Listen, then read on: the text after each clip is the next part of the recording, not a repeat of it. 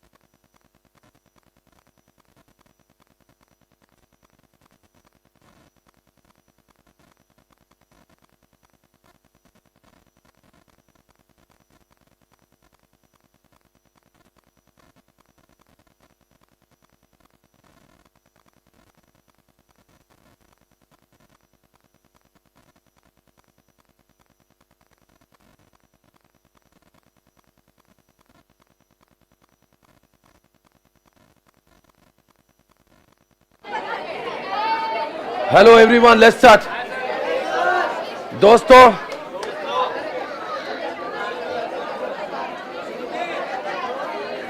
hey guys, let's do it, come on।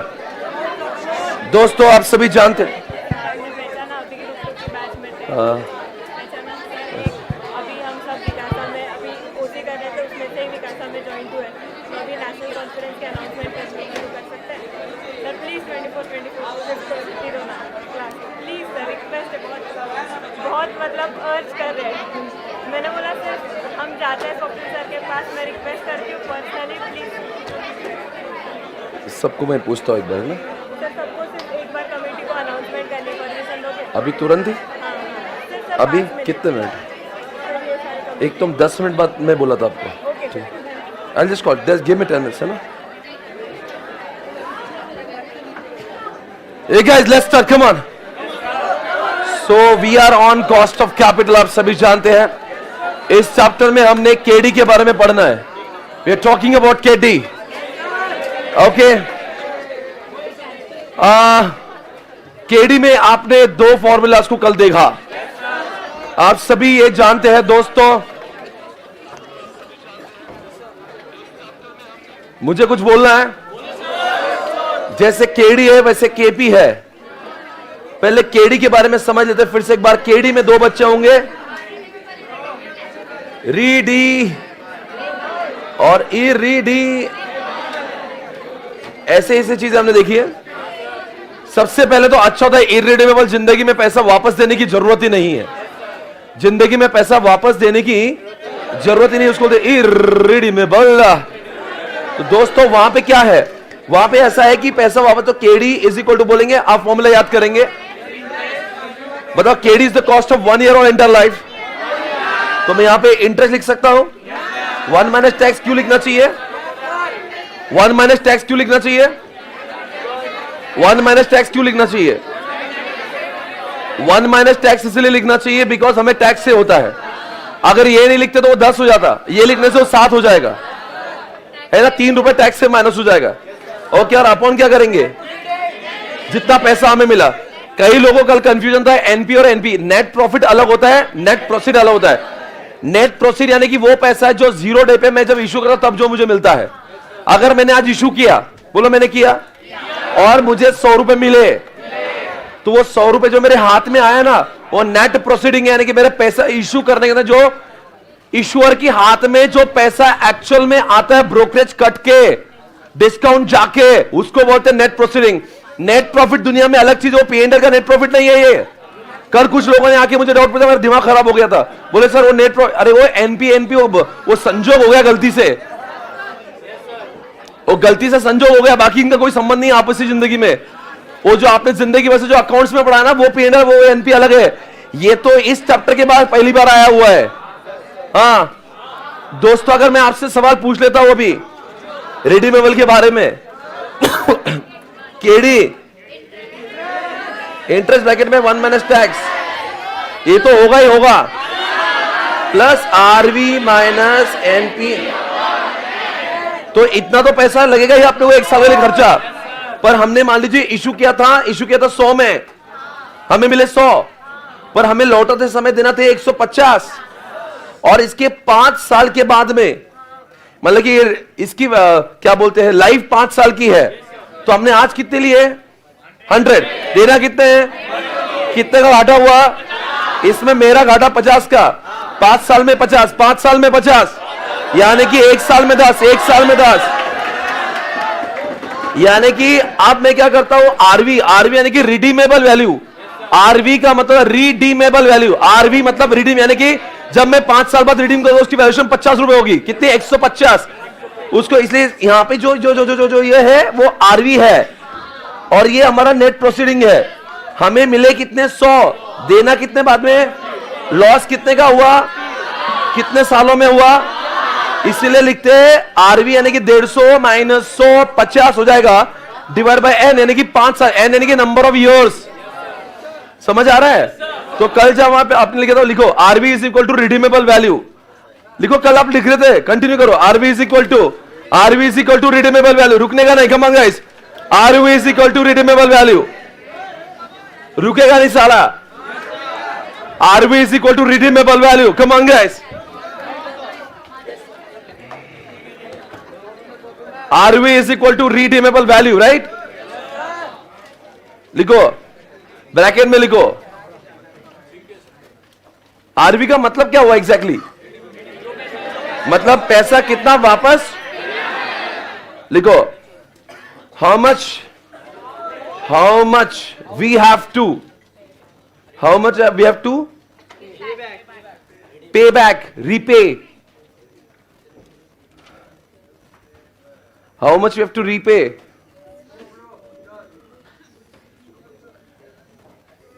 at the end of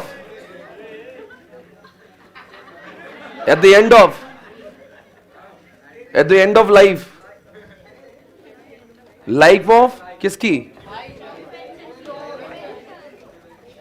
redeemable debentures, end of life of redeemable debentures, यानी कि 5 साल बाद कितना पैसा लौटाने का, 10 साल बाद कितना, उसको बोलते हैं आरवी, उसको बोलते हैं आरवी।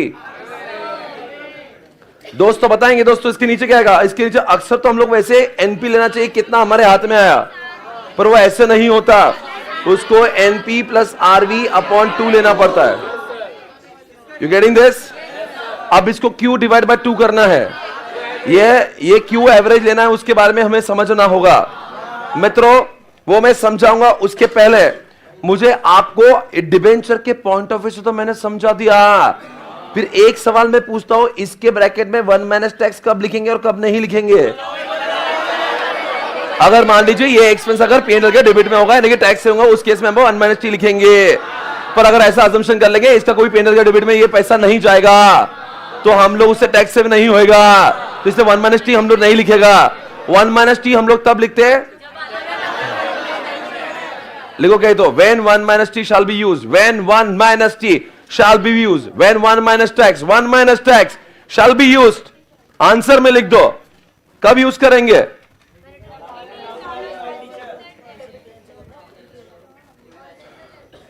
when, आंसर लिखो, when the expenses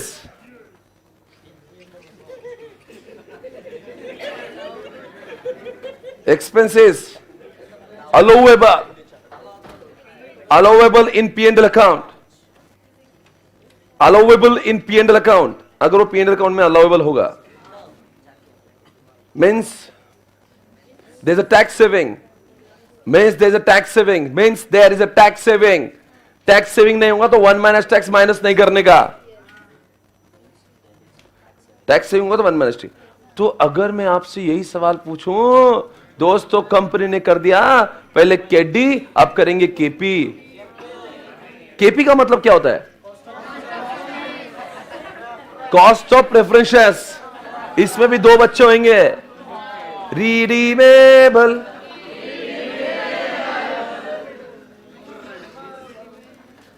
दुनिया में 2 टाइप के प्रेफरेंस होते हैं, एक रिडीमेबल एक इररिडीमेबल। रिडीमेबल यानी कि वो होता है जो हमने आज इश्यू किया, आपसे पैसे लिए, 5 साल बाद में क्या होगा, हम आपके पैसे वापस लौटाएंगे, उसको बोलते हैं रिडीमेबल। इररिडीमेबल में ऐसा नहीं होता, मैंने आपको प्रेफरेंस इशू किया, आपसे पैसे लिए, वो पैसे जिंदगी भर मेरे हो जाएंगे। मैं पहले से आपको क्या दूंगा? Preference dividend. सेकेंड ईयर में क्या दूंगा? थर्ड ईयर में क्या दूंगा? फोर्थ ईयर में, 10वें साल में, अनंत अनंत सालों तक मैं आपको, युगों युगों तक मैं आपको प्रेफरेंस डिविडेंड देता रहूंगा, पर मैं आपके प्रिंसिपल को कभी। तो दोस्तों पहले बात करते हैं इररिडीमेबल, यानी कि ये पैसा वापस देने की जरूरत है। एग्जाम्पल से समझते हैं। एग्जाम्पल आपका है 100 रुपए का प्रेफरेंस शेयर्स। प्रेफरेंस शेयर्स का क्या है? 100 रुपए का है, ठीक है ना? 100 रुपए, हाँ 100 रुपए बोलो। और ये ऐसा लिखोगा 13% प्रेफरेंस शेयर्स। ओके, तो बताओ कितना आएगा प्रेफरेंस डिविडेंड? 100 रुपए का 13% बोलिए साहब, 13 रुपीज हो जाएगा। 100 रुपए की चीज पे कितना मिलेगा? हमने अगर मैं कंपनी मैंने डिविडेंड इशू किया 100 का, तो आप मुझे कितना पैसा देंगे? यू विल गिव मी ना, मैंने इशू किया, आप मुझे 100 रुपए देंगे, तो बदले में मैं आपको 13 एवरी ईयर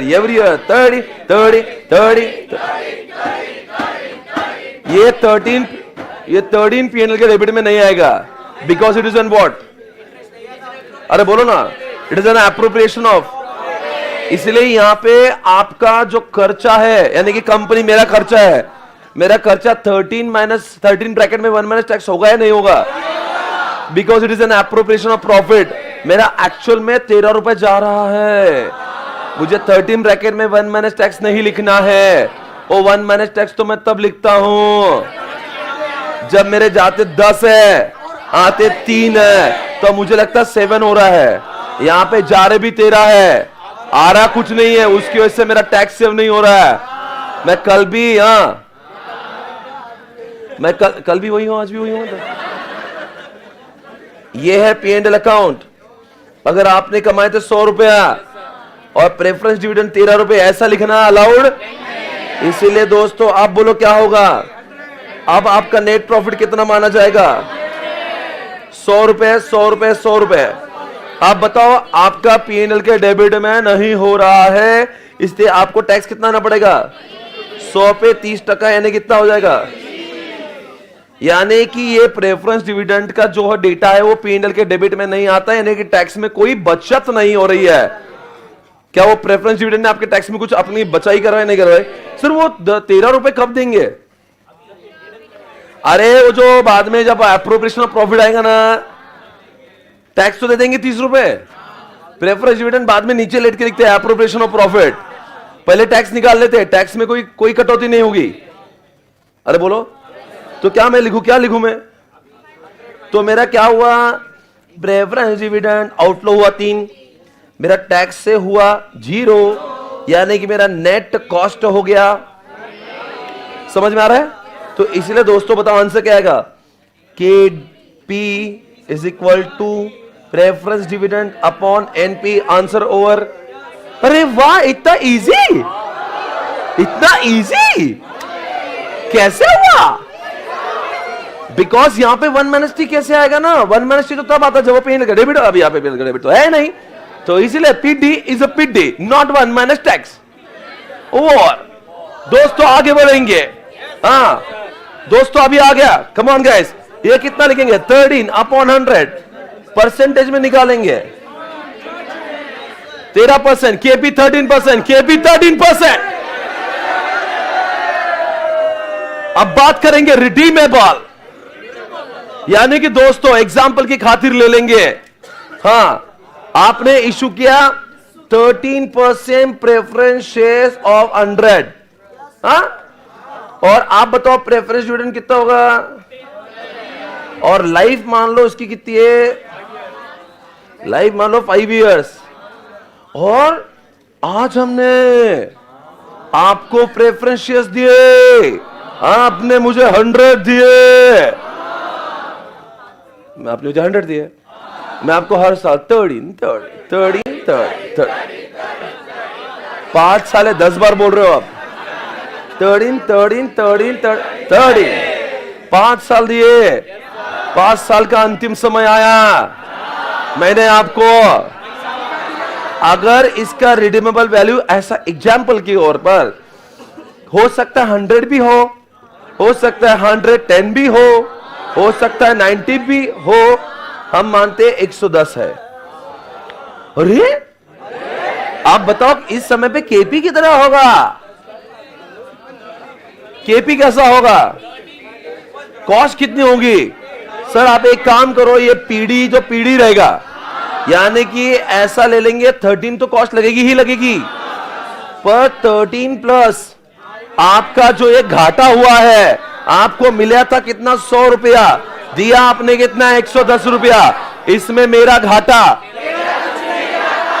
10 रुपए का घाटा हुआ है, और 10 रुपए 5 साल में मैंने चूना लगाया है, तो हर साल में मेरा 2 रुपए का घाटा हुआ है।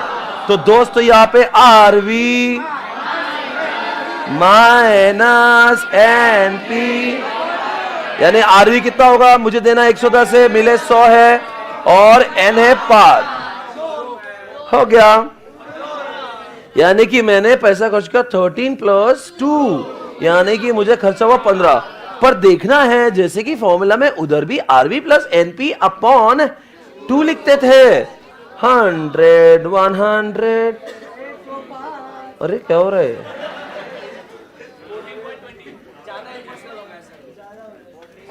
हंड्रेड से मल्टीप्लाई करते ताकि परसेंटेज में आए। 14 पॉइंट।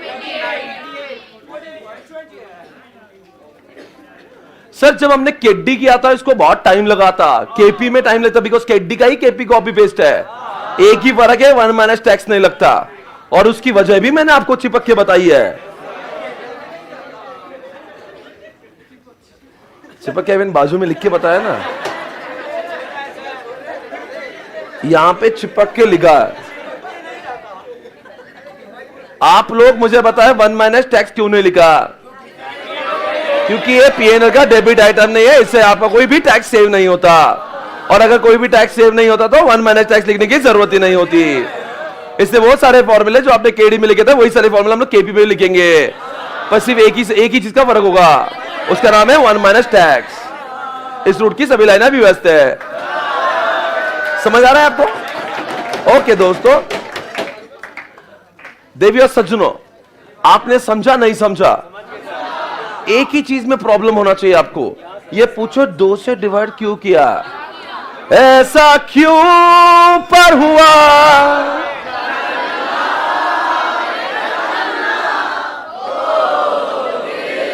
एक मिनट,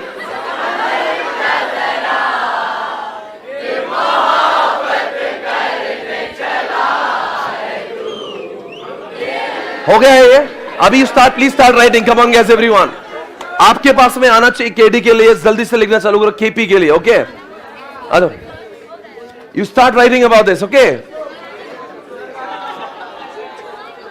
केपी के बारे में लिखना स्टार्ट करिए, वक्त नहीं हमारे पास। माइक देना,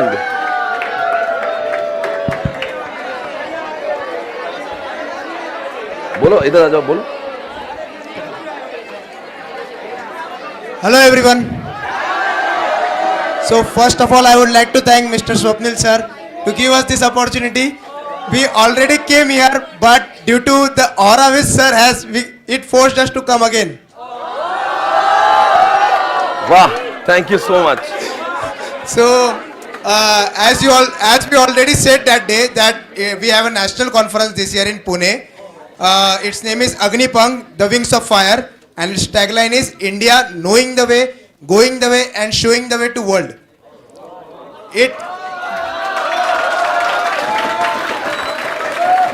It is based on the recent increase of Indian stature in geopolitical level and various other, like पहले इंडिया सोने की चिड़िया बोला जाता था, then Britishers came, looted us, and now again we are at the same rising level. As it is said कि Asia के अंदर जो फ्यूचर पावर होता है वो एशियन पावर से, China and India, so it is based on that thing.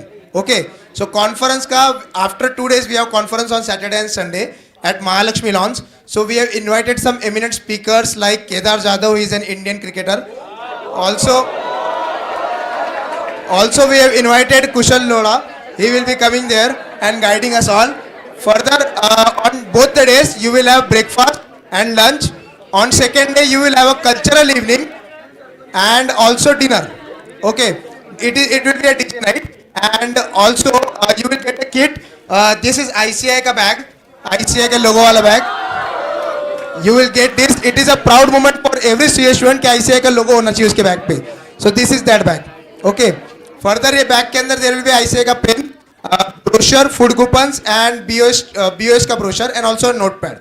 Okay. So after the class ends, some of our volunteers will be outside. You can register with them. Also, if there is you can also come downside where we have ICI office and वहाँ आप आके register कर सकते हो.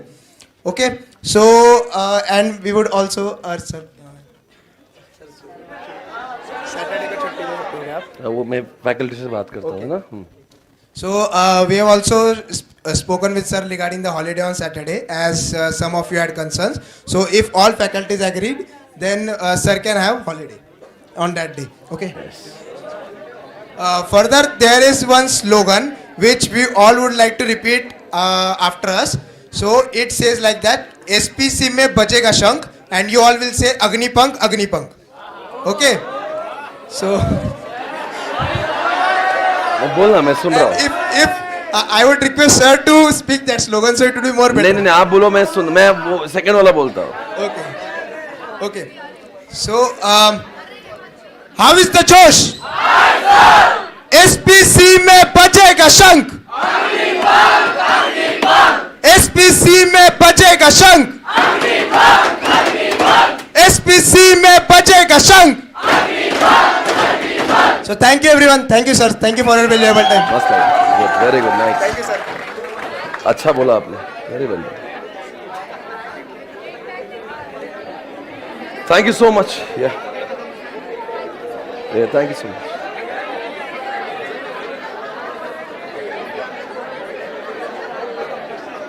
ये जो है आपने लिख लिया, ये ऐसे डन प्लीज. मुझे लगा आपका हो गया होगा अब तक ये.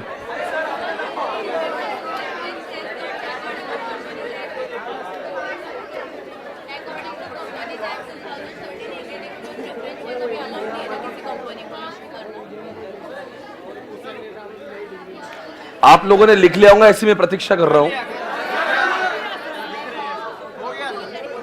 जल्दी से खत्म करना प्लीज. हो गया क्या सब? I should proceed.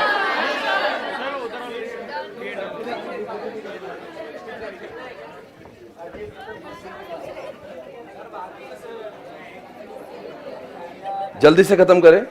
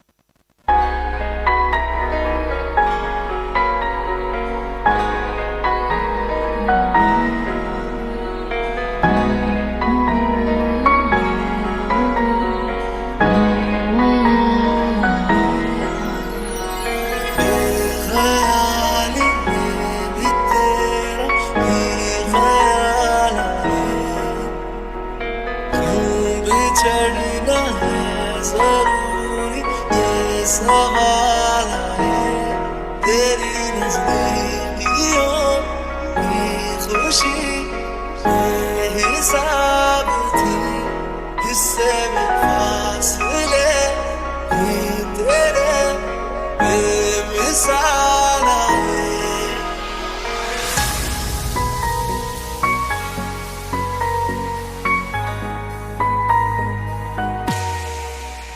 दिल का दरिया मैं ही गया मेरी राहें तेरे तक है खुद को मुझे तू सौंप दे इश्क मेरा तू बेशक है साथ चलूंगा तेरे पीछे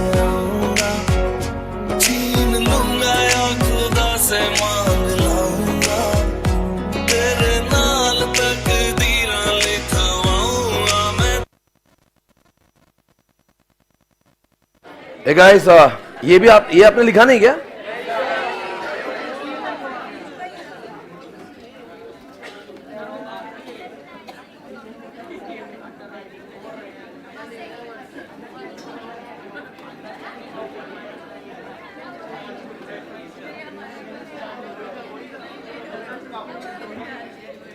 ये लिखेंगे आप? बस इतना सा लिख दो। ये उसके जो नीचे लिखा है वो भी लिख दो जल्दी से, टाइम नहीं अपने पास। 100 यूज कर रहे थे, फिर आपने 100 यूज किया, कभी आपने 160 किया, कभी आपने 180 यूज किया, कभी आपने 100 यूज किया, फिर 0 यूज किया, फिर आपने इसको कितने साल यूज किया? एक गाइस और क्या है? ये सब हो गया? जल्दी लिखो, टाइम नहीं है। किया हम पे कैसा सितम, तुम भी बेजार हो, बर्बाद है हम। जुदा मैं तेरे खातिर, तू ही मंजिल, मैं तेरा मुसाफिर। रब ने बोला था तेरे करके मैं हो गया काफिर। जावी छोड़ के ना तेरे नाल रहना वे, तू श्रृंगार मेरा, तू है माई गेड़ा वे। जावी छोड़ के ना तेरे नाल रहना वे, तू श्रृंगार मेरा, तू है माई गेड़ा वे। जगा दे चाहते अब मेरी।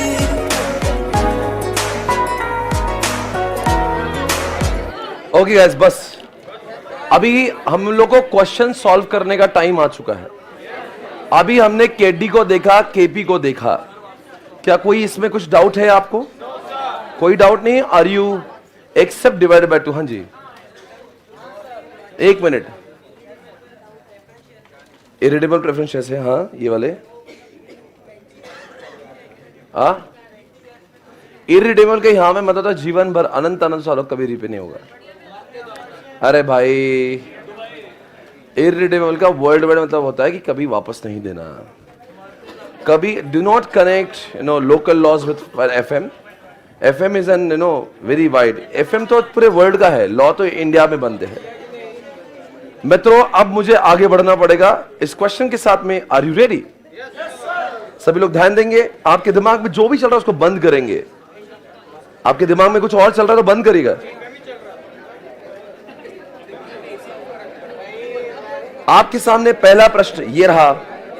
अब company issues, question number 1। Are you ready now? Come on guys everybody. ये इन्होंने जो बोल के गए ना सैटरडे संडे ऑफ, वो कोई ऑफ नहीं रहने वाला ना। ये उनका काम है, हम उनकी रिस्पेक्ट करते हैं आईसीआई की, और ऐसा कोई छुट्टी 10 मिनट का भी नहीं मिलेगा। नहीं, अपनी क्लास जैसे चलना है वैसे चलेगी। नहीं, मतलब आपको जाना है, आप अपने रिस्क पे जाइए, क्लास चलते रहेगी। मैं उनको ये थोड़ी नहीं बोल सकता आप आकर अनाउंस मत करिए। I respect them. आपको भी जानते आप जाए, पर क्लास बंद करो अगर आपके ऐसी डिमांड तो बिल्कुल नहीं होगी। ठीक है ना? ओके, अच्छा आपकी डिमांड है भी नहीं ऐसी। Okay, company issues 10 lakh. इधर सुनिएगा, सुनो गौर से।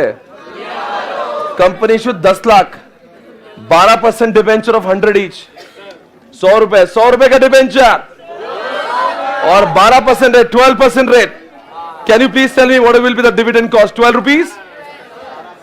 The debentures are redeemable after the expiry of fixed period of 7 years. And life कितनी हो गई? अरे लाइफ 7 साल की, 12%, 100 का 35% टैक्स। हाँ, oh no, cost of debt आपको निकालना है KD. If the debentures are issued at par, यानी 100 की चीज 100 में इशू हुई, या फिर कभी हो सकता है 10% ने के 90 में इशू हुई, या फिर हो सकता है 110 में इशू हुई। कभी कभी मैं आपको थोड़ा सा समझा दूं क्या? मुझे एक और रियल लाइफ, मुझे अभी हाल ही में किसने मेरे साथ में हादसा हुआ इसके ऊपर। क्या हुआ पता है क्या? अभी क्या है ना, मार्केट में इंटरेस्ट बढ़ गए। Interest rate.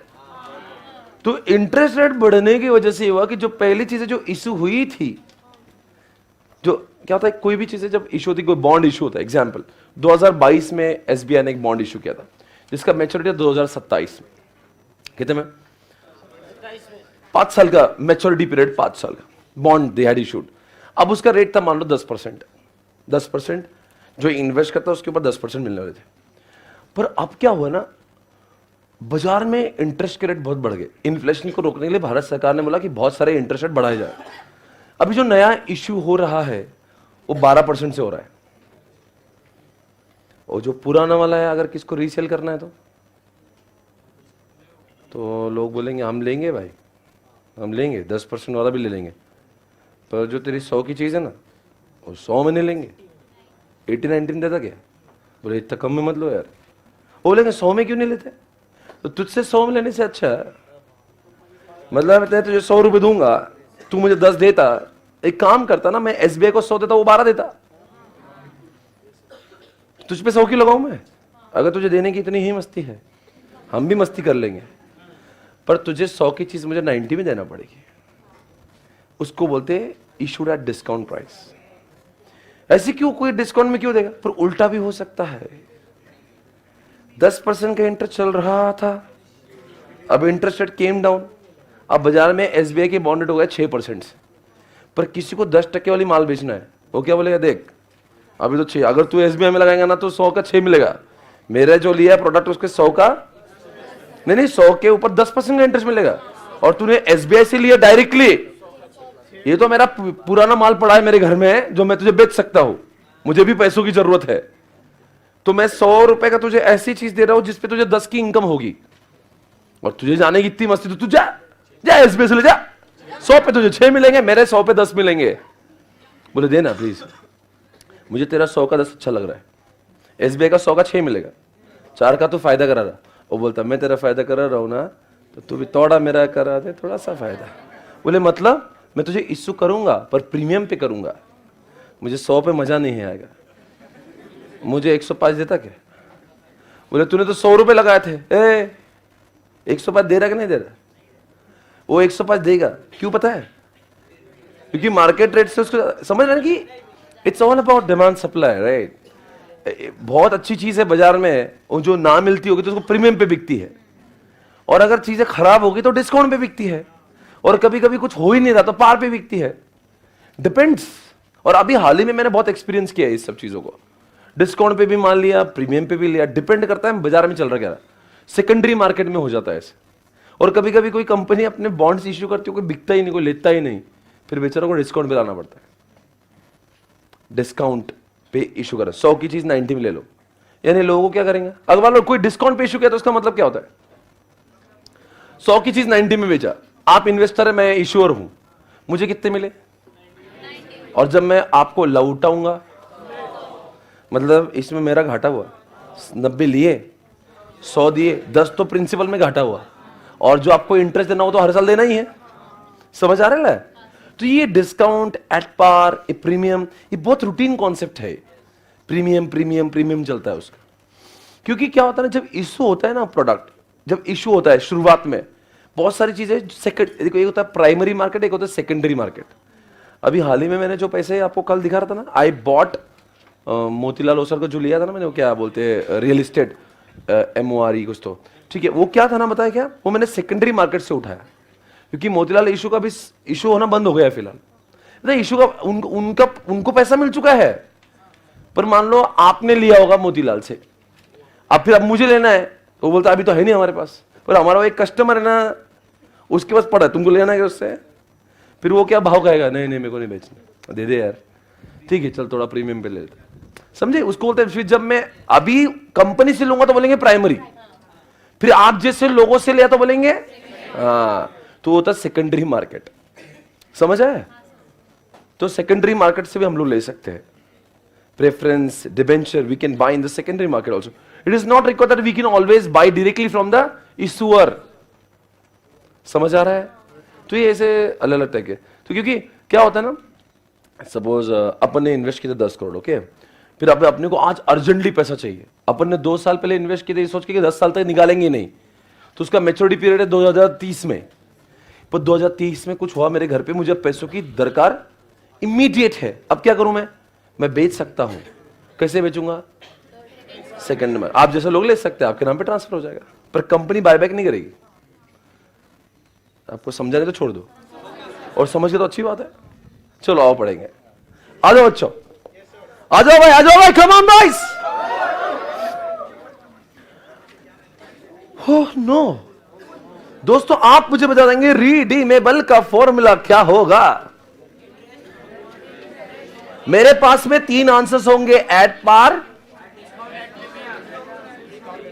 Eight premium, at disc. क्या है? Preference shares. एट पार मतलब क्या है?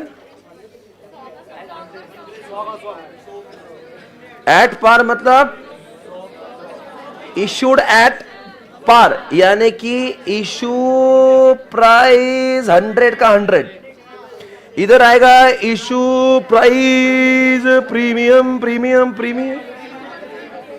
110, और डिस्काउंट में सर वो जो इश्यू प्राइस पे लिखा था 10% वो किस पे निकालने का? इश्यू प्राइस जो अपना फेस वैल्यू रहता ना, वो फेस वैल्यू को exact, face value is the 100 rupees का 10% डिस्काउंट, यानी 100 रुपए का 10% माइनस 10% प्रीमियम, यानी कि 100 पे 10% बढ़ेगा। आपको समझेगा? मैं आगे बढ़ेगा। इधर देखो बच्चों, मेरे पास में अब मैं बात कर रहा हूं, I am talking about the preference dividend. Okay, preference dividend की बात, सॉरी डिबेंचर्स की बात करेंगे। Can you please tell me guys, debenture का रेट कितना है यहाँ पे? 12%। और टैक्स कितना है? बेस्ट है। आप मुझे बता दे, ये रिडीमेबल है? ये प्रेफरेंस हटाता हूं मैं, ये डिबेंचर की बात कर रहे हैं। हाँ, ये बात करें redeemable, right guys? What do you mean by at par? मैंने आज जिस चीज को 100 में बेचा है, तो मैंने डिबेंचर आपको दिया, आपसे 100 रुपए लिए, 7 साल बाद क्या करूंगा? 100 में लिया, 100 में दिया, 100 आया, तो पहले एट पर को खत्म कर ले। आपको मेरे से बात करना है कि नहीं करना है? केडी इंटरेस्ट ब्रैकेट में plus RV. Is it okay everybody? Have you all understood? So दोस्तों, अब मैं बाहर हूँ क्या? अच्छा।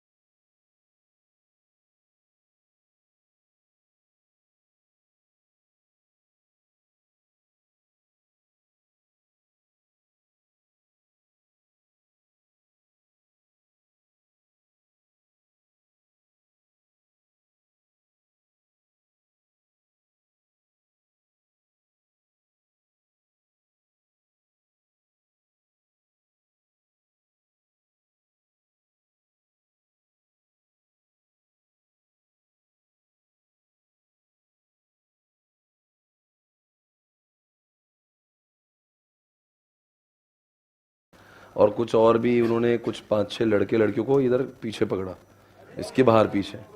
तो फिर उनको पूछा गया कि क्या कर रहे हैं आप, क्या नहीं, ऐसे ऐसे। फिर उनका ये भी बोलना है कि जब आप घर जाते हो तो आप इतना शोर करते हो यहाँ से निकलते समय हर ब्रेक में, तो उनको सारी चीज़ों से प्रॉब्लम हो रही थी।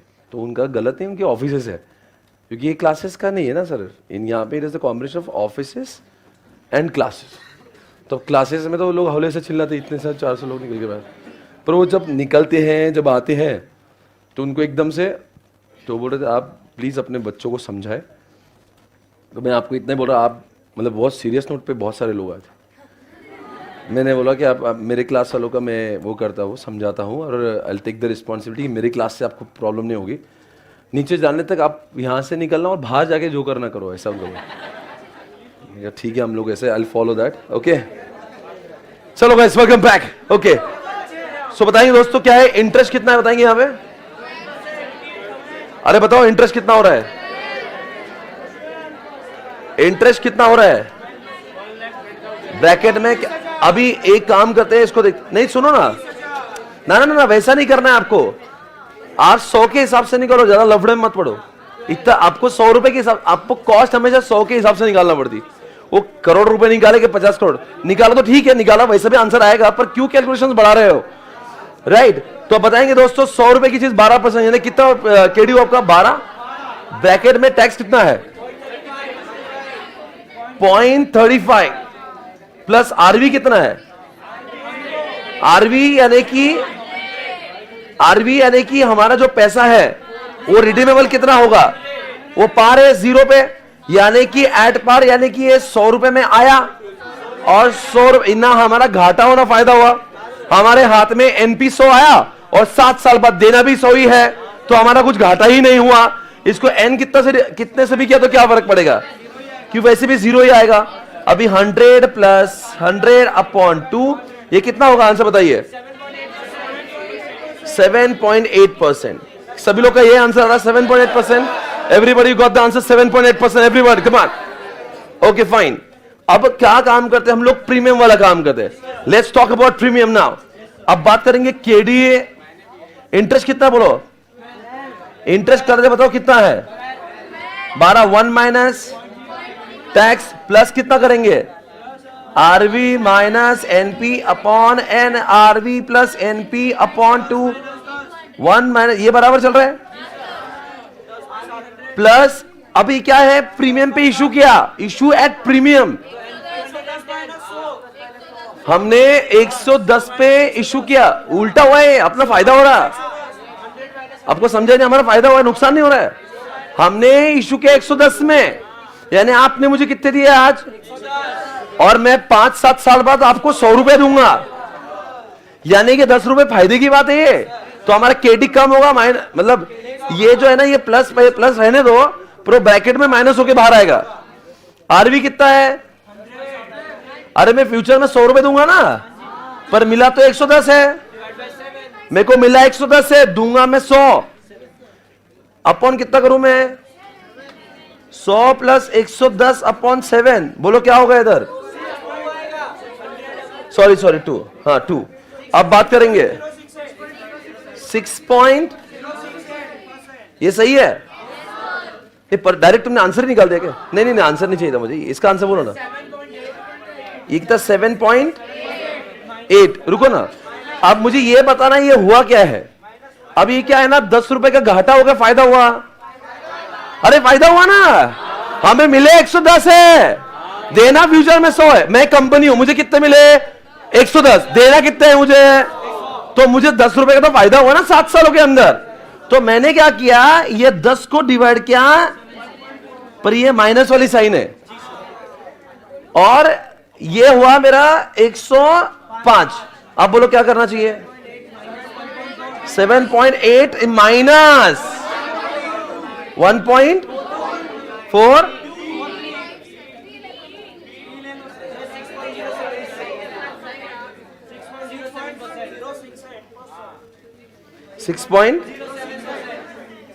अरे 1-2 इधर उधर कम ज्यादा, आपसे देखो ये देखो, ये सबसे क्रिटिकल, इसको हाईलाइट करो आप, इधर प्लस है, ब्रैकेट में माइनस है, प्लस माइनस माइनस होता,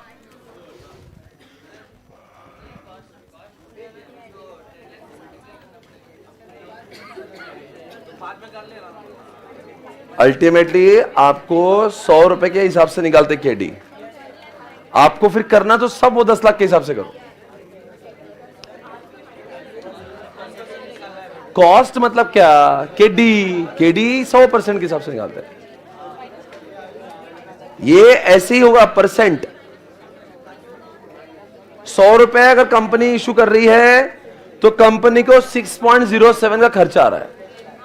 आप एक काम करो, आप आपके हिसाब से पूरा वैल्यू से करो, कितना 10 लाख इशू किया था क्या, तो 10 लाख से करो, आंसर आपका भी यही आएगा।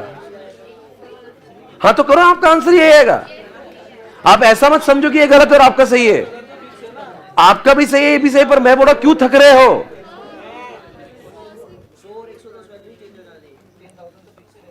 वो बोल रहा है कि 10 लाख के हिसाब से ही करो, वो सही होगा। क्या उससे भी आंसर वही आएगा? इससे भी आंसर वही आएगा। फिर वो क्यों नहीं कर रहे हम लोग? लेंदी हो जाएगा ना, क्यों कर रहे हो? इजी है ये तो, 100 रुपए के हिसाब से निकाल लेगा।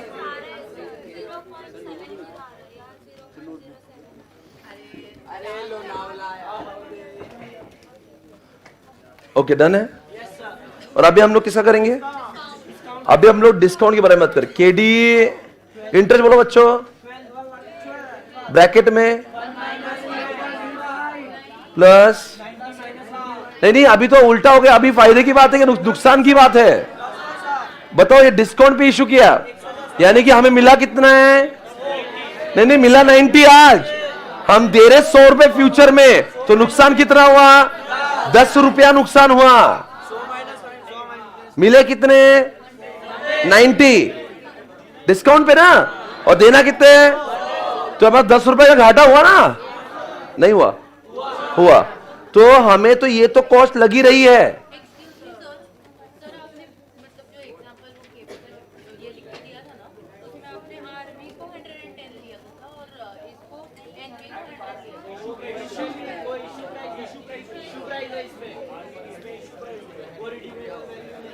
सुनो ना, ये क्या है? आरवी कितना है? हमें फ्यूचर में कितना? 100। हमें मिला कितना है? अरे दोस्तों, हमें कितना मिला है आज? 90। देना कितना है? ये क्या हुआ? ये 10 रुपए का नुकसान कितने 7 सालों में हुआ? तो 100 प्लस 90 अपॉन 2, ये कितना आएगा? 7.8 प्लस कितना आएगा? 10 रुपए डिवाइड बाय 7, 1. ये अपॉन 90, तो कितना आएगा? 7। ठीक है, ओके। कितने लोगों का सही है? 9.71 सही है, सही आ गया। उसके पहले वाला आपका 6.07 और उसके पहले 7.8%। तीनों का आंसर सही आ रहा है। इसमें सबसे क्रिटिकल बताओ क्या है? ये भी इजी है, ये भी इजी। ये जो है ना, यहां पे लोग अक्सर गड़बड़ करते हैं। ये प्लस माइनस वाला गड़बड़ हुआ तो आंसर पर गलत हुआ था। आप हाईलाइट कर दीजिए चेहरे को, ये सबसे डिफिकल्ट है। ये देखो, ये प्लस माइनस हो जाता।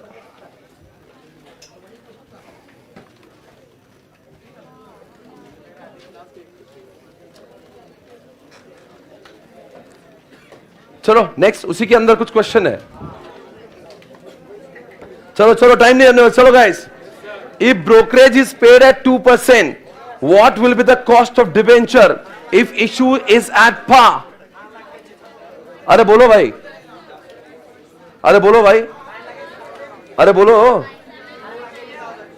हमने कितने की, वो बोल रहा है पार पे बेचा आपने, यानी 100 रुपए की चीज 100 रुपए में बेची, पर अपने घर पे आने तक 98 की हो गई। यानी मैंने एनपी को 100 नहीं लिखना है, 98 लिखना है। अगर मैं यहां पे लिखूं NP 100 minus 2 98, is it okay? ये तो ब्रोकरेज आपको समझा ही होगा। एक बात पूछे, कैसे आएगा आंसर?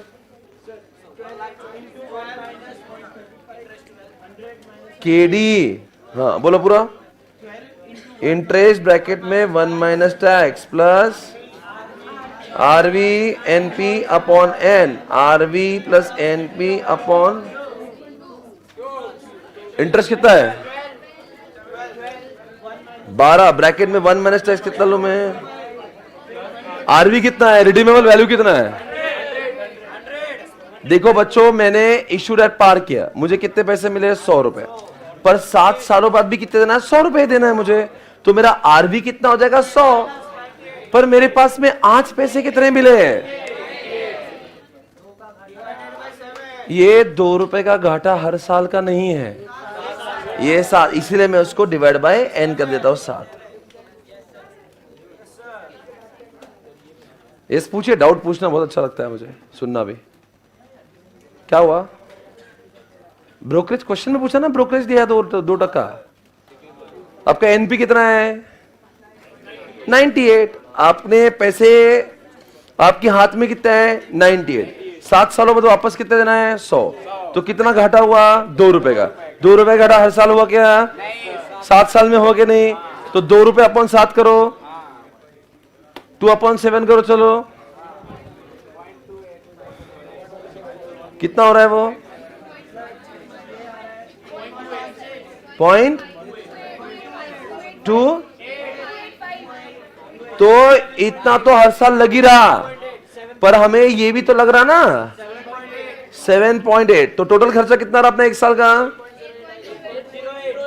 8 ये हमारा खर्चा 1 साल के प्रति है। और दोस्तों आरबी प्लस एनपी अपॉन 2 में क्या करेंगे? 100 अपॉन 98 अपॉन 2, 99।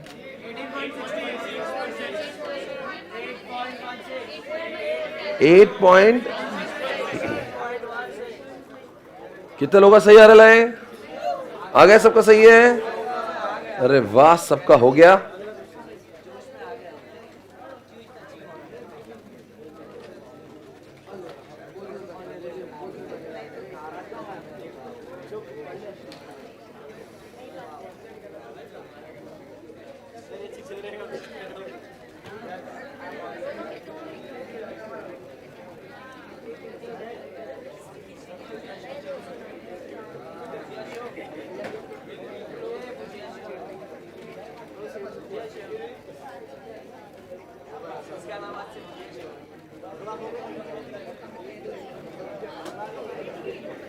मेरा हो गया क्वेश्चन है।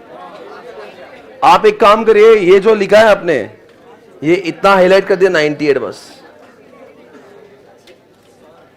Please do highlight 98।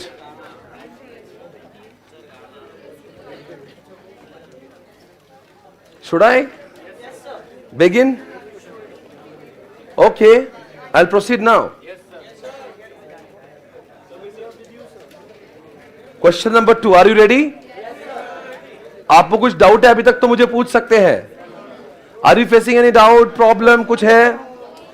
मतलब मैं आगे बढ़ सकता हूं क्या? नहीं, आप पहले डाउट पूछो मुझे, मैं 2 मिनट के लिए वेट कर, कुछ भी डाउट पूछो। लाइव स्ट्रीमिंग कुछ भी डाउट पूछे, वो मैं बता रहा हूं बेटा, मेरी तरफ से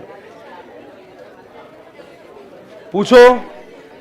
no doubt, should I proceed? Question number 2। A company is considering raising fund of 100 lakhs by one of the 2 alternative methods. ध्यान से सुनना, कंपनी को 100 लाख चाहिए। 2 तरीके हैं। एक तरीका है 14% से लोन लेंगे एंड दूसरा तरीका 13% से डिबेंचर लेंगे। ऑप्शन 1 है 100 लाख पूरा उठाएंगे लोन से, ऑप्शन 2 है 13% उठाएंगे डिबेंचर से। The term loan option would attract no major incidental cost, यानी कि टर्म लोन के लिए बैंक से अगर हमने 100 लाख लेना तो अपने घर पे डायरेक्ट पूरे 100 लाख आ जाएंगे, कोई ब्रोकरेज नहीं, कुछ नहीं। The debenture would be issued at discount of 2.5%। Debenture जा नहीं रहे थे, कोई लोग ले लेने थे, इन्होंने क्या बोला, कोई बात नहीं, 100 लाख के बदले में 97.5 लाख दे दो। कितने दो? 97.5 and would involve the cost of issue 1 lakh. यानी अपने को कितना खर्चा हो गया डिबेंचर में? पूरा खर्चा कितना हुआ? 100 लाख के लिए इशू किया, पर हमें 96.5 अपने हाथ में आए। अरे 1 लाख का खर्चा भी हो ना, 2.5 लाख तो ब्रोकरेज गया, 1 लाख रुपए और खर्चा हुआ। वो कल नहीं पता था कि इन्वेस्टमेंट बैंकर्स भी पैसे लेते हैं, तो उन्होंने 1 लाख लिया, अपने को कितने आना चाहिए थे? 100 लाख। 2.5 लाख तो ब्रोकरेज के गए, 1 लाख तो 2.5 लाख किसके गए? डिस्काउंट के, और 1 लाख तो समझो आप कोई कमीशन होगा किसी का, तो अपने हाथ में कितना है एनपी? बोल रहे भी नहीं। डिबेंचर की केस में एनपी हो जाएगा आपका 96.5। Advise the company as to better option based on effective cost of capital assuming tax 50%। यानी कि दोस्तों आपसे सवाल है, आपको 2 ऑप्शन करना, ऑप्शन 1 ऑप्शन 2। आपको बताना है कंपनी के लिए सस्ता ऑप्शन कौन सा, या कंपनी ने लोन से काम करना चाहिए या कंपनी ने डिबेंचर। दोनों में भी केडी निकलेगा, केडी केडी, दोनों में भी केडी है।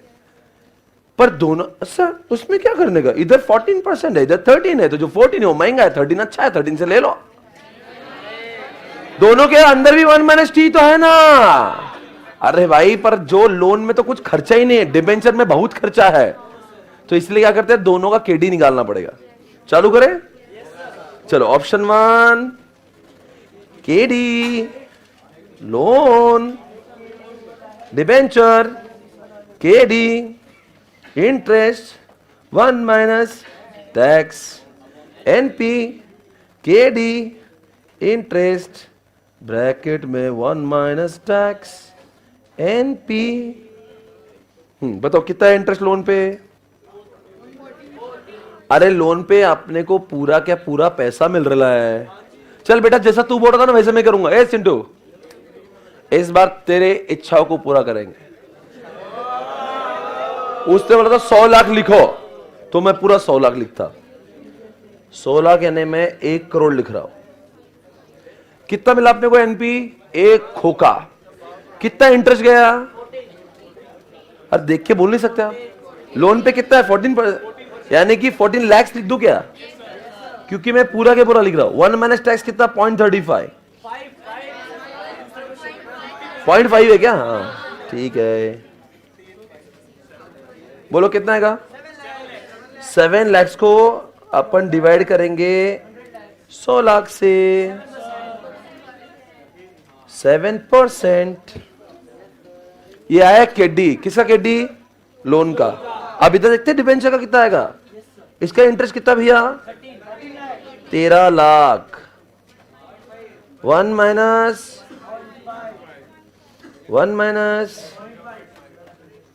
बोल रहे नहीं मित्रों, आपको जवाब देना है मुझे।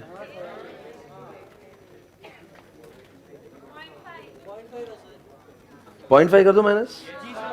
और इतना अपने को खर्चा लगा है, कितने रुपए पे इतना खर्चा लगा है। आप एक बात मेरी लाइन सुनोगे क्या सब लोग ध्यान देंगे। जो ऊपर लिखते ना, ऊपर न्यूमरेटर पे वो लिखते कितना खर्च किया, और नीचे लिखते कितने पैसे मिले, उस पे वो खर्च किया। तो अपने हाथ में कितने पैसे मिले 96,50,000। 6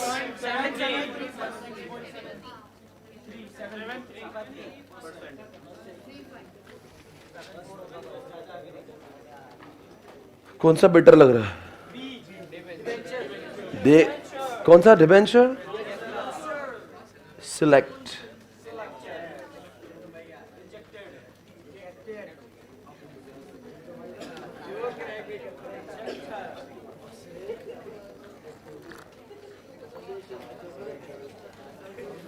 सर वो जो लोन है उसके ऊपर भी आप इंटरेस्ट, जब तो उसके अंदर 1 - टैक्स क्यों करते हैं हम लोग।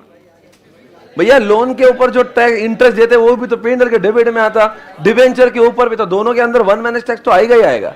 आप कोई और प्रश्न पूछिए।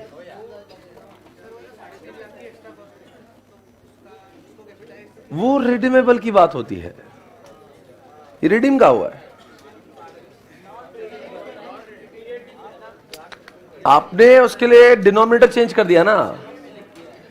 हमारा इररिडीमेबल का फॉर्मूला क्या है, क्या फॉर्मूला है, केडी ऊपर is equal to interest upon NP. Interest के ब्रैकेट में 1 - टैक्स लिखते हैं, तो वहां पे कोई ऑप्शन ही नहीं आप 3.5 लाख का कोई जुगाड़ करें। ऐसा क्यों हुआ आपको पता है। मुझे कुछ बोलना है, सुनना, मैं शायद से बोलूंगा तो आपको समझ में आएगा। एक काम करेगा मेरे लिए, बोल करेगा, लेके से 2 मिनट। भाई साहब बहुत अच्छा कुछ सवाल पूछा है उन्होंने। 6.5 लाख को अपॉन करो 100 लाख से, 6.5% आ रहा है। अपना आंसर कितना आ रहा है। अर्थ क्या हुआ ऐसा करके कि जो हमारा 3.5 लाख रुपए का जो गड़िंग में 3.5 लाख का इफेक्ट जो आ रहा है वो आ गया ना, बढ़की मिला है यहां पे। नहीं वापस बोलता हूं, वो बोल रहा है सर 3.5 लाख का जो खर्चा लगाना उसका इफेक्ट कहां आया। तो मैंने बोला एक काम करो, आपने डिनोमिनेटर जब छोटे से करते हैं ना डिवाइड, तो ऊपर का आंसर बढ़ जाता है। अगर ये 100 लाख लिखता तो 6.5% होता, पर कॉस्ट 6.5% की नहीं है ना, 6.73 की।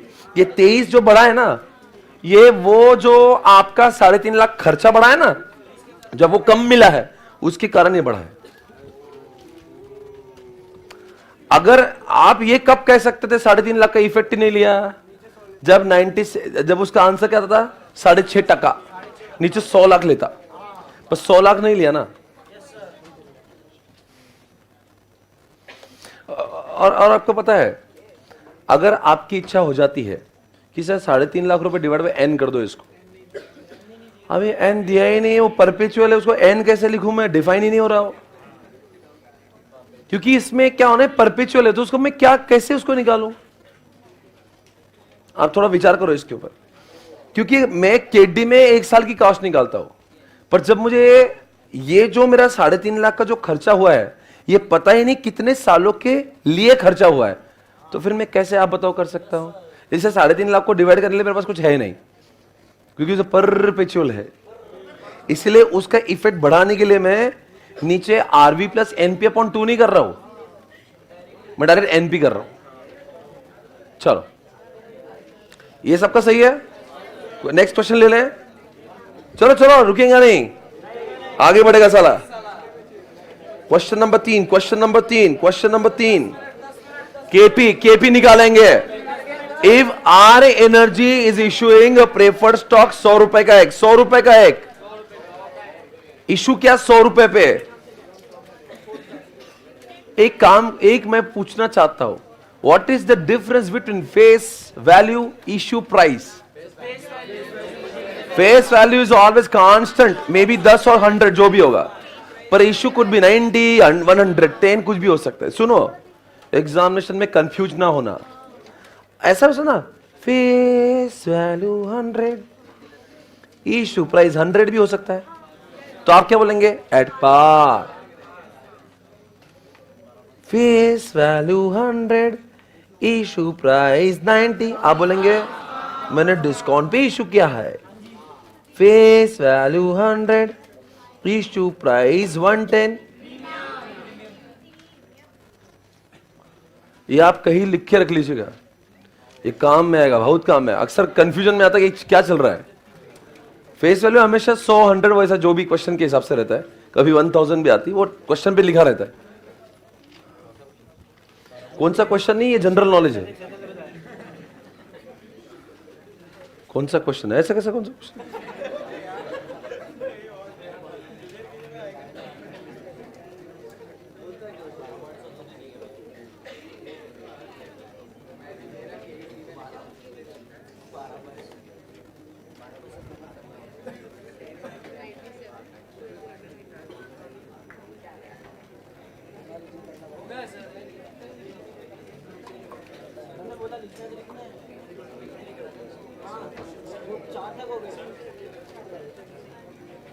हो गया लिख के, क्या आगे नहीं हुआ।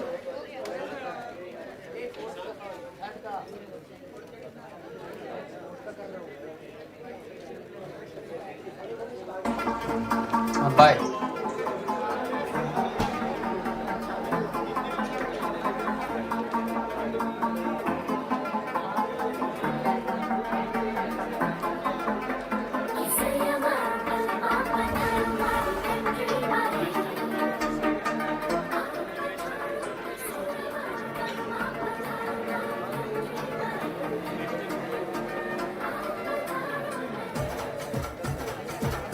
जो पैसे ले रहा है, नेट प्रोफिट तो उसको आ रहा ना। दोस्तों आगे बढ़ेंगे। If R Energy is issuing preferred stock 100%, company क्या इशू कर रही है, कंपनी इशू क्या कर रही है, 100 रुपए की चीज with stated dividend of what 12 and flotation cost कितना लिखा है 3, then what is the cost of preference shares. Dividend कितना है 12 एंड फ्लोटेशन कॉस्ट कितनी है। What do you mean by flotation cost. आपको जब पता ही नहीं आप क्या लिख रहे हो, मुझे पता है मैं क्या बोल रहा हूं। फ्लोटेशन कॉस्ट एक ऐसा खर्चा होता है जो आपको इश्यू करते समय आपका इन्वेस्टमेंट बैंकर लेता है। फाल्गुनी जी नायका में जब काम कर रही थी, जो उनको 150 करोड़ रुपए का जो खर्चा, वो फ्लोटिंग कॉस्ट माना जाता है। कुछ लोग उसको ब्रोकरेज कहते हैं, कुछ फ्लोटिंग कॉस्ट कहते हैं। पता है क्या होता है? मुझे आईपीओ फ्लोट करना है, फ्लोट करना मुझे आईपीओ लाना है। तो आईपीओ लाने के लिए हमें तो पता ही नहीं होता कि हम किस आपको पता है आईपीओ लाना is not a joke. IPO में बहुत कुछ करना, रोड शो भी करना पड़ता है। Have you ever heard IPO में रोड शो करना पड़ता है? कई मूवी लॉन्च होते नहीं कि ऐसे इधर जाते उधर जाते, प्रमोशन के लिए पब्लिक आती, फोटो निकालते, कभी सुना है ऐसे? ठीक उसी तरह से जब कोई कंपनी का आईपीओ आता है ना, उसके रोड शो करना पड़ते हैं, बहुत सारी उसकी मार्केटिंग करना पड़ती है, बहुत सारे लोगों तक उसकी खबरें पहुंचना चाहिए, तब जाके लोग आपकी कंपनी के आईपीओ में पैसे, उसका मार्केटिंग, डिजिटल मार्केटिंग सब करना पड़ता है, तब जाके लोग आईपीओ में पैसे लगाते हैं। जो इंसान धंधा करता है ना, उसको इतनी अक्ल नहीं होती कि वो आईपीओ कैसे लाए। इसलिए ये इन्वेस्टमेंट बैंकर क्या बोलते हैं, तू धंधा ही कर, तेरा आईपीओ हम लाते, पर थोड़ा हमारा फ्लोटिंग कॉस्ट दे देना। Getting me? So floating cost is a charge by the banker to the company when they issue something, maybe preference, maybe any kind of, maybe debenture or maybe equity shares. तो floating cost कौन charge करता है? Investment bankers like Kotak, ICICI bank, ये सारे होते हैं।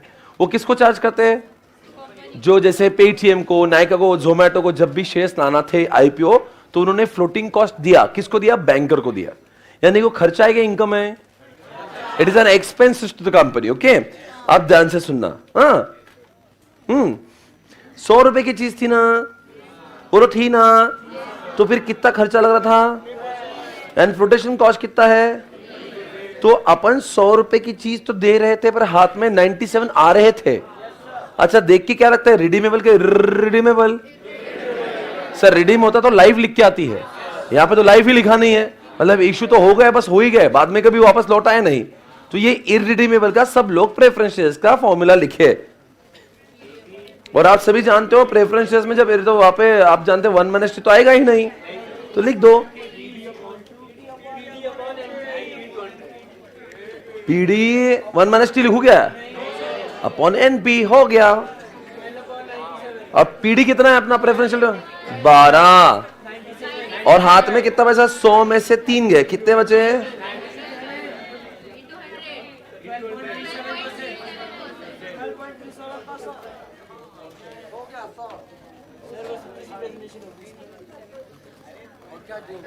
और क्या है करेंगे उसमें। इसी के साथ में क्वेश्चन नंबर 3 भी खत्म हो गया। Is it over everyone? क्या आप फ्लोटेशन कॉस्ट के ऊपर कुछ लिख सकते क्या? हाईलाइट करो 3 रुपए को और लिख दो ऊपर जाके कोपचे में, floating cost is the cost charge by investment banker to the issuer. Floating cost charge by investment bankers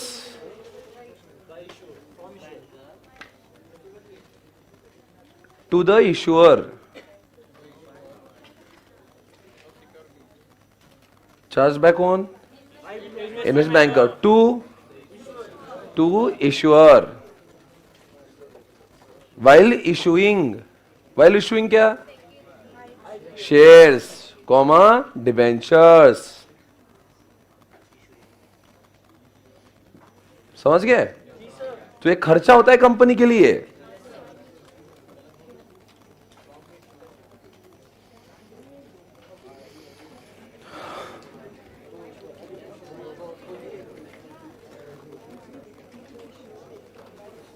question number 4 कब? मैंने नहीं करा, बस मैं क्वेश्चन नंबर 4 पे हूं। अ कंपनी इशूड 40,000 12% रिडीमेबल, 12%, और वो भी रिडीमेबल है, 12% है, 100 का each at the premium of 5 each. यानी 100 की चीज कितने में बेची? यानी मैंने 100 की चीज आपको 100, यानी कि आपने मुझे 105 दिया, मैंने आपको एक प्रेफरेंस दिया। रिडीमेबल आफ्टर 10 years, लाइफ कितनी है इसकी? Premium of what? मतलब इशू भी प्रीमियम में, आरबी भी प्रीमियम, यानी कि मैंने लिए कितने आपसे? 105, पर दूंगा कितने? 110। कौन बताएगा आरवी कितना है? रिडीम कितने में होगा? 10 सालों बाद मैं आपको दूंगा 110। लाइफ कितनी है? लाइफ है 10 साल। बताओ बच्चों एनपी कितना है? क्यों? 105 है ना सर। 105 तो उसने दिए, फिर वो इन्वेस्टमेंट बैंकर ने बोला रुको रुको 2 रुपए मेरे लाओ, तो उसने दिया 103 रुपए मेरे पास। और फिर कितना है पीडी? पीडी 12 है, तो हो गया। फिर तो आंसर निकालो, इस डेटा को भर दो। अब फॉर्मूला भी देख के लिख रहे हैं आप। अभी कितने बार तो फॉर्मूला लिख लिया ना। क्या है फॉर्मूला बताओ? PD plus RV minus NP upon N whole upon RV plus NP upon 2। Okay बोलो चो केपी। बोलो आप क्या लिखोगे? PD plus RV minus NP upon N RV plus N. ठीक है। पीडी कितना है? आरवी कितना है?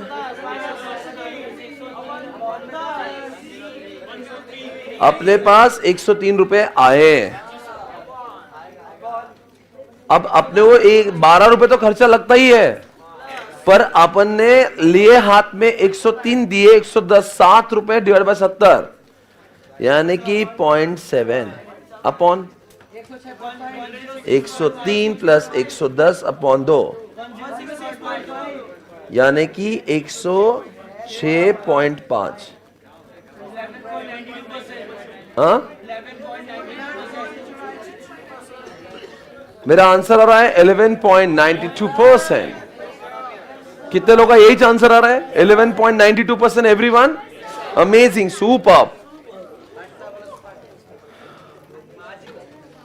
चलो चलो भाई, चलो भाई। मैं आगे कुछ बोलना चाहता हूं। मैं आज आपको एक ऐसा कॉन्सेप्ट पढ़ा रहा हूं जिसमें मैं कहने ये जा रहा हूं कि मैं अगर अपने पैसों का, खुद का ही पैसों का इस्तेमाल करता हूं, उसकी भी कॉस्ट होती है। नहीं नहीं, आपको सुनना होगा, मैं बहुत गहराई में हूं। इस पूरे चैप्टर को 4 ही पार्ट में डिवाइड, के डी के पी 2। एक चैप्टर तो 50% हो गया। अब 2 ही बच्चे बचे। एक है के आर और एक है के ई। ये है कॉस्ट ऑफ इक्विटी जो मैं कल पढ़ाऊंगा। ये के आर जो मैं आज पढ़ाऊंगा इसको बोलते हैं कॉस्ट ऑफ रिटेन्ड अर्निंग। बच्चों रिटेन्ड अर्निंग का मतलब कहता है जो कमाया पर बांटा नहीं। के आर कॉस्ट ऑफ रिटेन्ड, इसी का मतलब होता है कॉस्ट ऑफ रिजर्व्स। आप सभी, आपका ध्यान देना चाहिए इधर। सर अपन ने ही अपने पैसे यूज किए तो उसको कैसे कॉस्ट? मतलब वो जो आपको लग रही है ना वो आपकी नहीं है। जो आपको लगती है वो आपकी हमेशा है, वो आपकी नहीं है। वो तो किसी और की जो मेरे पास रखी है, वो किसी और की है अमानत जो मेरे पास है। सर क्या बोलना चाहते हो? सुन लीजिए ध्यान से। मैंने कमाया था ईपीएस 100 रुपया। आप सभी जानते हो रिलायंस का ईपीएस इस समय 48 रुपीज के आसपास है। रिलायंस एक शेयर के प्रति 48 रुपए कमाती है और लोगों को देती है डीपीएस 7 रुपया। एक्चुअल फिगर लेता हूं मैं 48। सवाल उठ रहा है 48 कमाती है और सिर्फ 7 ही देती है, बाकी पैसा क्या करती है?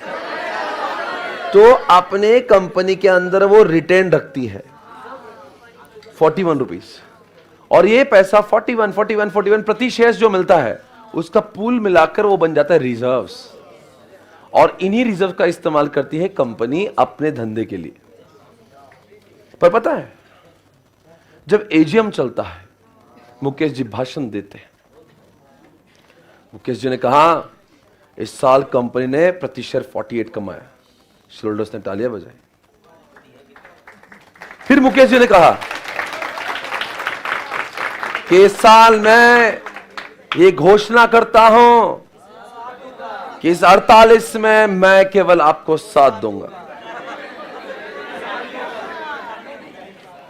लोग रोए। कमाया था 48, देते सिर्फ 7। ये कैसा है तुम्हारा साथ?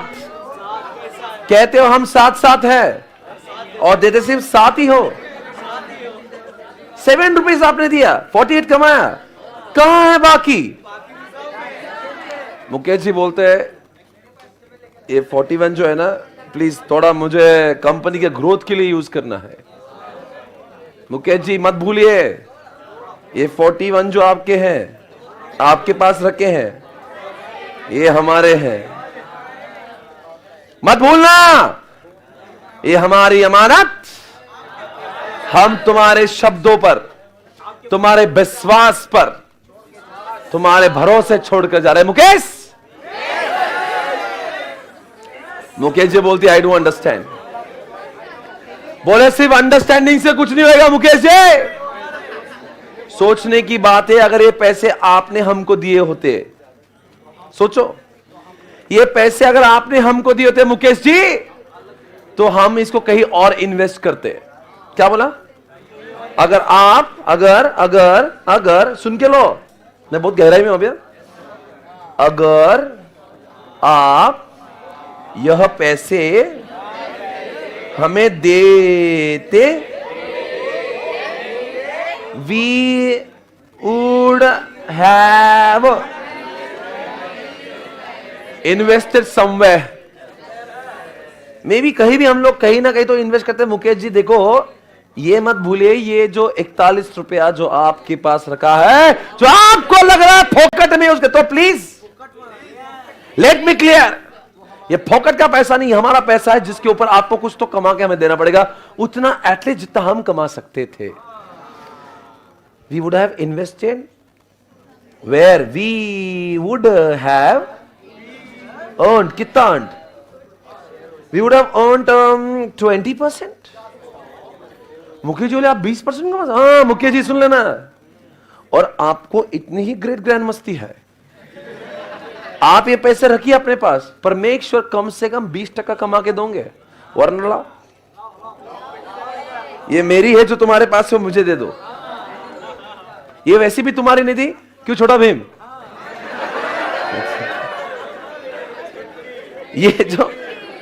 ये जो 20% जो हम आपसे उम्मीद कर रहे हैं, अगर आपको बोझ लगता तो एक काम करो, लाओ हमारे 41 रुपए हम बाजार में लगाएंगे, 20 रुपए 20% से कमा के हम ला सकते हैं। तो अगर आपको रखना तो रखिए, आपसे हमें कोई प्रॉब्लम नहीं, पर make sure at least we should be able to get the return of. Mukesh relax baby relax. बोले 1 मिनट रुकेगा। अब 20% कमाते, एक होता है टैक्सेबल और एक होता है नॉन टैक्सेबल। शेयर होल्डर बोले मतलब नहीं 20% आप कमाते हैं, और अगर आपने डिबेंचर में लगा के पैसे 20 रुपए कमाए होते, नहीं शेयर होल्डर 20 कमा रहे ना, किस पे 20% रहे, 100 रुपए 20% बोल रहा हूं, 100 रुपए में 20% कमाते, तो मुकेश जी बोलते हैं मैं आपको 20 कमा के दूंगा ना। क्यों? बिकॉज अगर आप 20 कमाते और वो टैक्सेबल होते, तो उसके ऊपर आप 30% टैक्स भरते। तो आप कहने के लिए 20 कहते हो, पर आपके घर पे 20 में से टैक्स माइनस होके आता है, यानी आपको तो सिर्फ 40 नहीं मिलते हैं। तो ऐसे केस में हम आपको देंगे, उस केस में KR बनेगा KE ब्रैकेट में 1 माइनस टैक्स। KR नहीं, कॉस्ट ऑफ रिजर्व्स।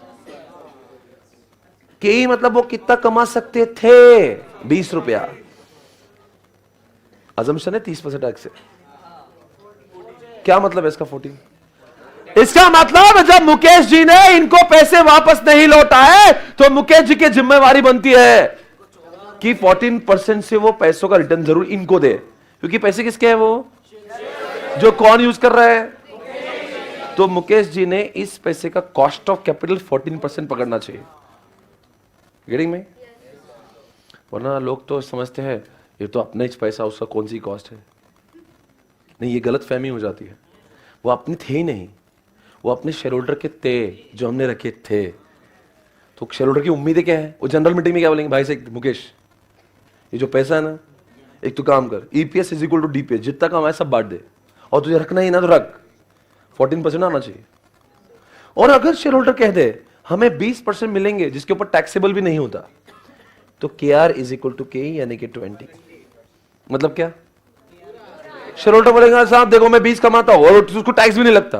बोले ऐसा कौन सी है? बोले होते हैं ऐसे कुछ कुछ जगह है, कुछ कुछ बॉन्ड्स होते हैं जिसके ऊपर कोई टैक्स ही ना लगता हो। अगर वो ये प्रूव कर दे तो मुकेश जी इज आंसरेबल और liable to give the cost of 20% to the share holders.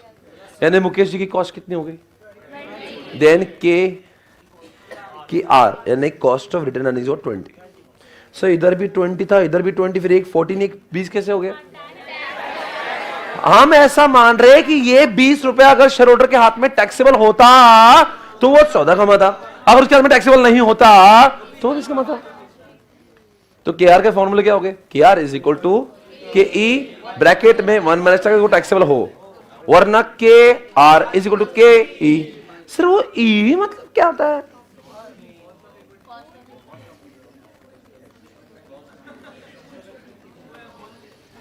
Expectations of share holders. Share holder कितना पैसा, कितना एक्सपेक्ट है, तो कितना उम्मीद कर रहा है?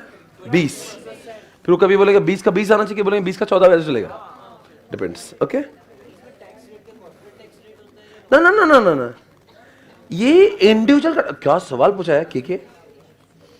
के बोल रहा है ये 0.30 के लिए है सर। ये टैक्स शेयर होल्डर कौन पैसे कमाता है? 20 रुपए। अगर ये पैसे मैं दे देता तो शेयर होल्डर कितना कमाता? तो ये टैक्स कौन भरता? तो ये शेयर होल्डर का पर्सनल इनकम टैक्स का स्लैब देखना पड़ेगा। This is not a corporate tax. दुनिया में 2 टाइप के टैक्स होंगे, कॉर्पोरेट टैक्स जो रिलायंस भरती है, और शेयर होल्डर जो टैक्स भरता है वो इंडिविजुअल टैक्स। यहां पे कौन सा टैक्स लिखेंगे? पता है क्वेश्चन में दोनों दिए थे, कॉर्पोरेट टैक्स इतना, इंडिविजुअल टैक्स इतना। यहां पे इंडिविजुअल टैक्स लेते हैं। पता उसका टैक्स क्यों लग रहा है यहाँ पे? नहीं, KR निकाल रहे हैं रिलायंस का और टैक्स पकड़ रहे हैं। क्यों? क्योंकि अजम्पशन क्या, अगर मैं उसको दे देता तो वो कितना टैक्स भरता, वो कितना भरता, तो इसलिए ये टैक्स तो रेट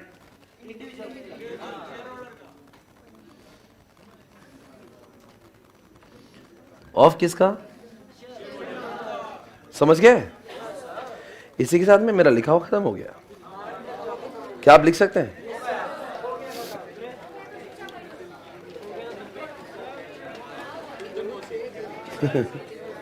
बोलो।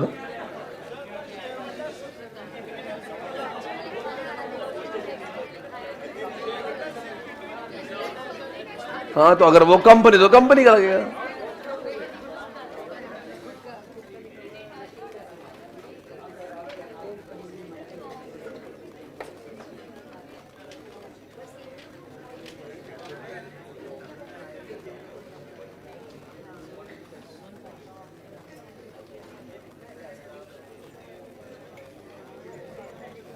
सर अजून काही? Soft drink?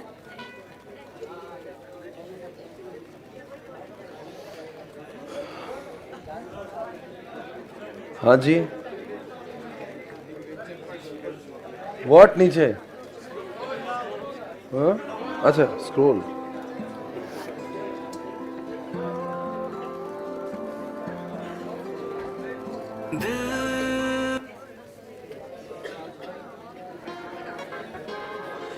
जब जब तेरे पास मैं आया एक सुकून मिला,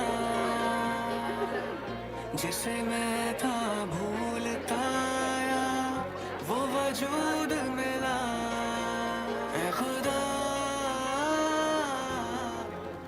लुट गया जब आए मौसम गम के, तुझे याद किया जब से मैं तन्हा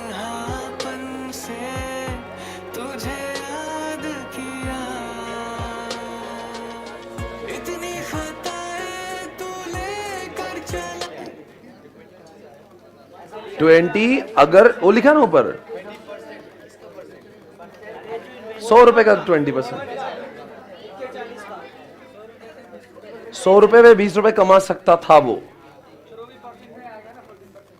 हाँ सब परसेंट है। ऐसे समझो शेयर होल्डर ने अगर 100 रुपए लगाए होते तो 20 रुपए कमाया होता।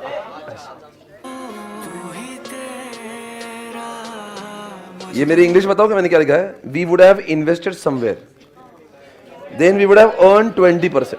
परसेंट यानी कि हमेशा 100 की भाषा में होता है।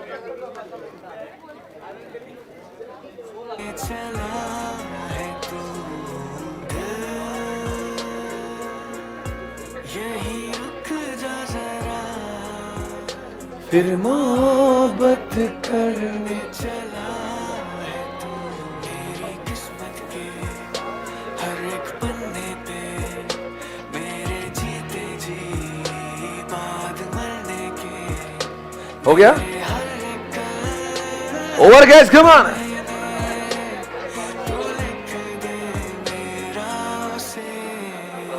जिस राह पे है घर तेरा अक्सर वहां से हमें गुजरा, शायद यही दिल में रहा तू मुझको मिल जाए क्या पता समंदर सा बहकर तू चलता ही गया तेरी मर्जी पूरी की तूने और क्या है ये सिलसिला जानू ना मैं जानू ना भर ना पाएगा ये दिल बंदिया। Okay guys welcome back. Over ये जरूर लिख दे K is equal to expectation of shareholders।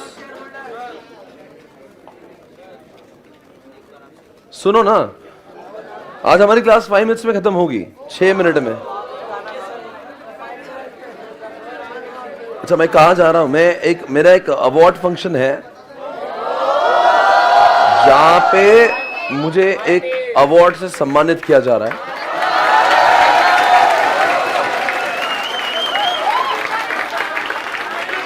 बहुत शुक्रिया।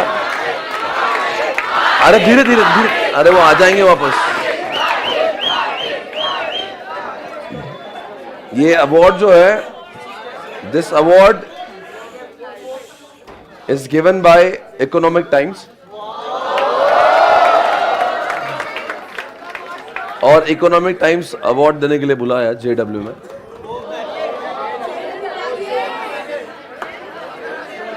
हाँ वो कुछ ऐसी Economic Times is giving business awards, तो हर साल वो अवार्ड करते हैं ऐसे, and they identify people across various industries। तो इसीलिए यहाँ इस बार उन्होंने मुझे चुना है इसके लिए। ये न्यूज़पेपर में भी आएगा, हम आपको दिखाएंगे न्यूज़पेपर में क्या आता है। I'll share। और वो हो गया है। और वो प्रोग्राम जो है वहाँ पे they are starting bye 7 o'clock। बहुत सारे लोग आएंगे वहाँ पे। मैंने उनको बोला था मेरी क्लास है, तो बोले we can't wait for your class. आपको आना है तो आओ, ना मत आओ,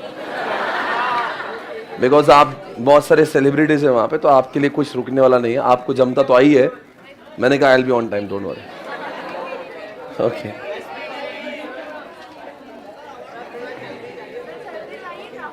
नहीं हो जाएगा, हो जाएगा। I am on question number 5 guys, come on. ये ना क्वेश्चन नंबर 5। अरे बस ना जाओ मतलब क्या? ये क्या है बस ना जाओ?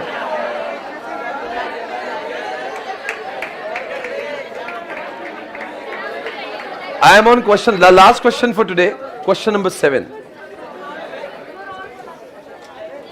Thank you everyone for giving all the best wishes. Thank you so much.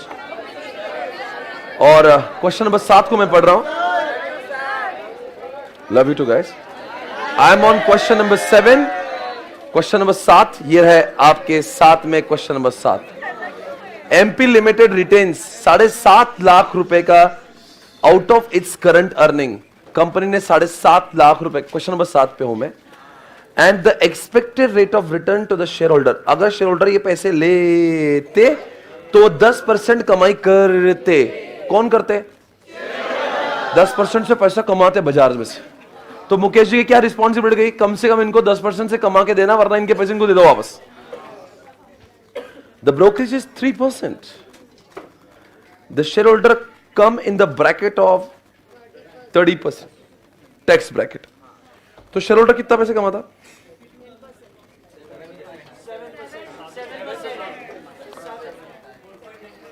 आपसे मेरा सवाल है, शेयर होल्डर कितना पैसा कमाता? 10% कमाता या टैक्स माइनस करता?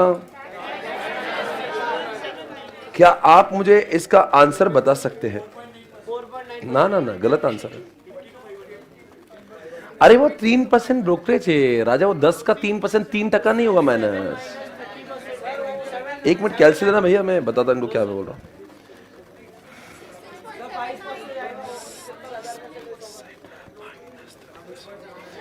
कैलकुलेट लो हाथ में, सभी लोग कैलकुलेट लो, कुछ मत करो, इसका आंसर ऐसे ही बस डायरेक्ट लिखना है। कितना पैसे कमा सकता था वो? 10 कमा सकता था, 10 लिख दे। माइनस करो 3%, 3% करो, यानी कि 30 पैसा माइनस हुआ सिर्फ। ये बच्चा 4.5 तक क्यों बचा? 3% माइनस कर देते भैया। ब्रोकर को अगर 3% तो हमें क्या बचेगा? 100 का 3% होता, 10 कमाया, 10 में का 3% ने 30 पैसे देंगे कि 3 रुपए देंगे? कॉमन सेंस है कि कॉमन सेंस की बात ये कहती है कि 10 रुपए कमा रहा हूं और 3 रुपए ब्रोकरेज, तो मैं बेवकूफ समझे मुझे? भैया 30% ब्रोकरेज नहीं है, 3% ब्रोकरेज है। 10 रुपए पे 3% ने 30 पैसे दूंगा ना उसको, तो मेरे हाथ में 9 रुपए 70 पैसे आए। तो गवर्नमेंट बोलती है अच्छा तूने 9.70 कमाए, ला 9.70 पे 30% टैक्स माइनस करो 30%। यानी कि हमारे शेयर होल्डर को अगर हम ये पैसे दे देते, वो 10% कमाता, 30 पैसे ब्रोकरेज घलाता, यानी 9 रुपए 70 पैसे कमाता। गवर्नमेंट बोलती लाओ भाई 30% हमको भी दे दो। तो उस 9.79 जो आंसर आया था माइनस 30%, यानी कि आंसर आ रहा है 6.79। The answer is, once again let's try, बोलो क्या आंसर है? 10 माइनस 3% कितना हो? 9 रुपए 70 पैसे, माइनस करेंगे 30%, यानी आंसर है 6. लिख दो आंसर 6.79। अच्छा, it's that easy word. Okay, answer देखो यहां पे मैं क्या लिख रहा हूं, KRKE 1 माइनस टैक्स बराबर है, ऐसा लिखूंगा। अब KE कितना है? वो कितना कमाता? वो 10 कमाता, माइनस क्या कर दूं मैं? माइनस 3%, यानी कि 30 पैसा बराबर है। और ये क्या करूंगा? पॉइंट कितना है? राइट, बराबर है। तो यानी कि 9 रुपए 70 पैसा और इसको 0.70 से मल्टीप्लाई करता।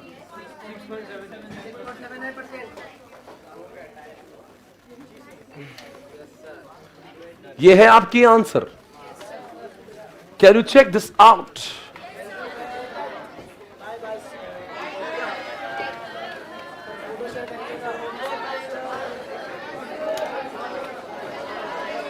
मैं से वो एक बार चेक कर लेता हूं कि आपकी बस जो है वो कहां है।